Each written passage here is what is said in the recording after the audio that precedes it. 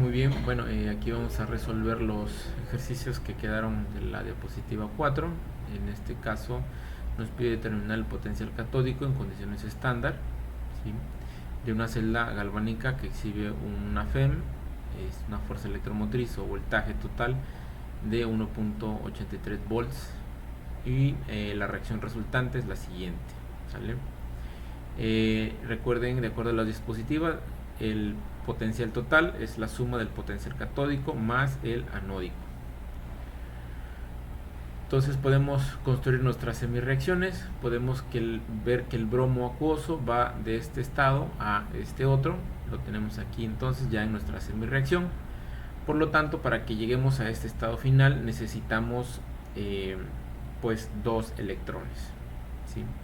Entonces vamos de un estado 0 a un estado menos, ¿sí? Lo cual quiere decir que hubo una disminución del número de oxidación de 0 a menos 1, una disminución. Entonces aquí hubo una reducción, y en el caso del zinc pues pasamos de 0 a más 2 y pone a disposición 2 electrones, ¿sí? Entonces vamos de 0 a 2, quiere decir que aumentó. Entonces aquí hubo una oxidación, ¿sí?, o una pérdida de electrones, ¿sale? De acuerdo a nuestro diagrama de la celda, en este caso digamos el zinc pierde 2, pone a disposición 2 electrones, es decir, se oxida, ¿sí? Entonces este proceso, la oxidación, se va a dar en el ánodo, ¿no? Por lo tanto, lo que es la reducción la vamos a tener en el cátodo, de acuerdo a nuestro diagrama de la celda electroquímica, ¿vale? Podemos consultar los potenciales en la tabla, ¿sí? Y nos vamos a dar cuenta de los voltajes de cada semirreacción. Y bueno, aquí les comento, ¿no?, para saber cuál pertenece a cuál, es decir, qué reacción pertenece al cátodo o el ánodo. Por eso es importante revisar el diagrama de nuestra celda electroquímica.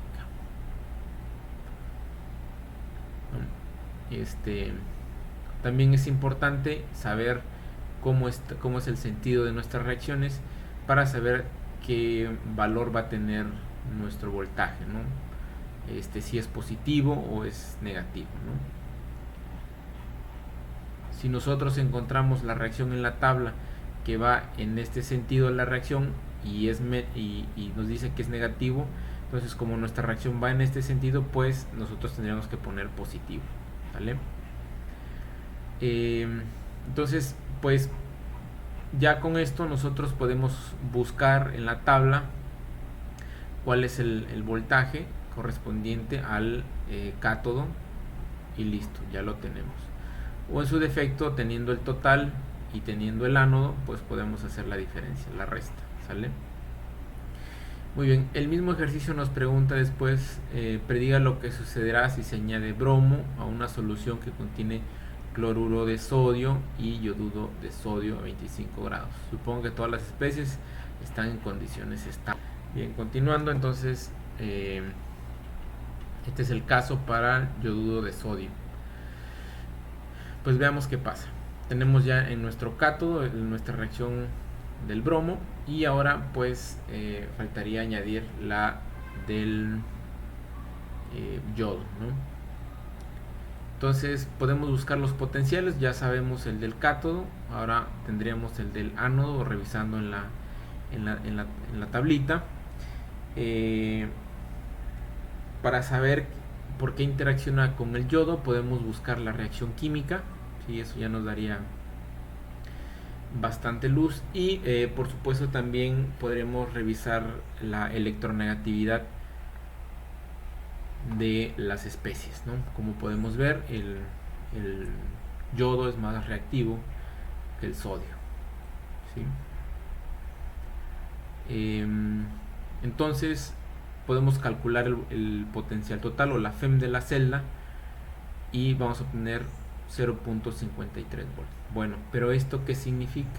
Bueno, si tomamos en cuenta la ecuación de la energía libre de Gibbs, que es igual a menos el trabajo eléctrico, podemos ver que dado que este es positivo, ¿sí?, al agregarlo aquí, ¿sí?, y estos dos valores son positivos, la energía libre de Gibbs va a quedar negativa. Y si es negativa, quiere decir que la reacción es espontánea y entonces va a ocurrir de manera espontánea. Sabemos que pues este va a ser, sigue siendo nuestro cátodo.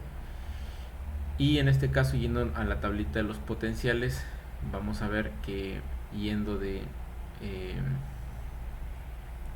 iones cloro, ¿sí?, a formar cloro diatómico, nuestro potencial va a ser de menos 0.36, ¿sí? Como tenemos un signo negativo, de acuerdo a la expresión, menos por menos va a ser más, por lo tanto delta G va a ser positiva. Eso quiere decir que esto no es una reacción espontánea. Y bueno, de esta manera conectamos los potenciales y la ecuación de energía libre de Gibbs. El siguiente ejercicio nos pide que calcule el potencial para una celda de combustible tipo PEM alimentada con hidrógeno y oxígeno a partir de la energía libre de Gibbs de formación del agua en estado líquido. Bueno, aquí nos da la energía libre de Gibbs, nos dice que es menos 56.690 calorías por mol de agua. Tenemos la ecuación libre de Gibbs, por aquí les pongo las reacciones químicas. Como podemos ver, para calcular el potencial podemos despejar la ecuación, ¿sí? Y lo único que nos haría falta es buscar cuántos electronmol son los que se transfieren, ¿no?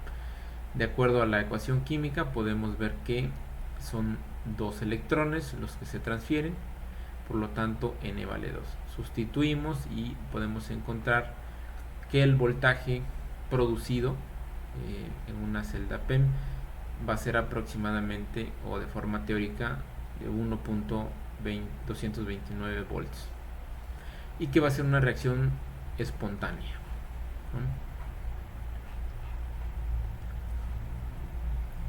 Quiero aclarar aquí que el que sea espontánea no quiere decir que pueda ocurrir 100% con todo su potencial la reacción química. Muchas veces es necesario el uso de catalizadores, ¿no? Hay ejemplos conocidos, muy famosos.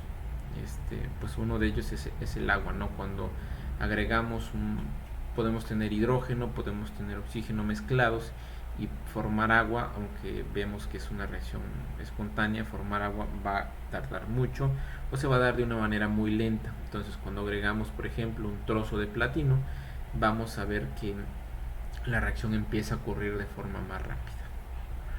Bien, el siguiente ejercicio nos pide calcular el potencial o la FEM en condiciones estándar para la siguiente reacción. 2 iones de cobre producen un ion de cobre más 2 más cobre en estado sólido, ¿no? Como sólido. Bien, pues esta reacción tiene 2 posibilidades, una es esta y otra es esta. Como pueden ver, vamos del ion más 1 y vamos a producir ion más 2 de cobre y cobre sólido, ¿no? Entonces tenemos esta reacción, fíjense, que va a ser, la podemos buscar en la tablita de potenciales y vamos a ver que podemos ir de cobre, del ion cobre más un electrón y se va a formar cobre sólido. ¿Cómo sé que la reacción tiene que ir en este sentido? Pues aquí la reacción global me lo está diciendo, ¿no? Tiene que ir en este sentido. Vamos a formar de ion más 1, ya sea ion más 2 o cobre en estado sólido, ¿no? Con número de oxidación 0. Entonces la siguiente reacción, que es del ion cobre más 1 a cobre más 2, bueno, aquí tengo la reacción de acuerdo a la tablita, ¿sí?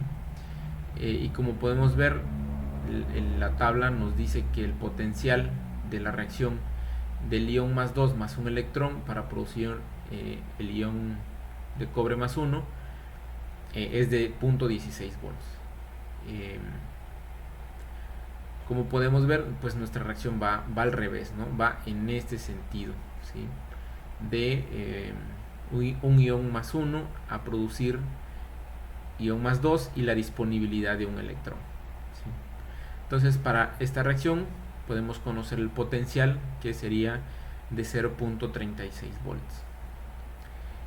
Otra opción, como ya vimos, pensando en el mismo sentido, del ion más 1, vamos a pasar al ion con estado de oxidación 0. ¿Sí? Una posibilidad es que partamos o lleguemos de producir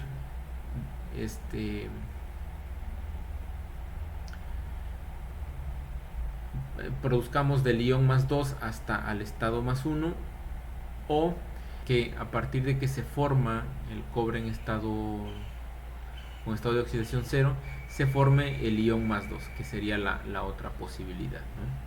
Entonces, una posibilidad es que formemos del ion 1 a un estado oxidación 0, y de ion 1 formemos el ion más 2. Otra posibilidad entonces es del ion más 1 formando el cobre con estado de oxidación 0, ¿sí? Y que del cobre con estado de oxidación 0 se forme el ion más 2, que es el que tenemos acá. Entonces, bueno, es que podemos escribir aquí los voltajes de acuerdo a las semireacciones. Para el primero pues sería 0.52, y el siguiente lo podemos encontrar en la tabla de potenciales, que sería 0.34, y nos daría 0.18 volts. Entonces, la pregunta es cuál es el voltaje o el potencial en condiciones estándar para la reacción. Como podemos ver, por las dos vías posibles tenemos voltajes diferentes, ¿sí? Los dos son correctos. Algo aquí interesante es que, como pueden ver, aun a pesar de que el voltaje es diferente en ambas celdas, ¿sí?, el trabajo eléctrico es el mismo, ¿sí? Esto es muy interesante, porque eso quiere decir que independientemente de la vía y del voltaje, la cantidad de energía como tal va a ser la misma, ¿no? Va a ser el mismo trabajo eléctrico. Bueno, aquí un detalle más. Como estamos hablando de trabajo, las unidades deben de ser calorías. ¿Sale? Pues bueno, pues eso es todo. Esto es como para entender un poquito más de la electroquímica en celdas, ¿no?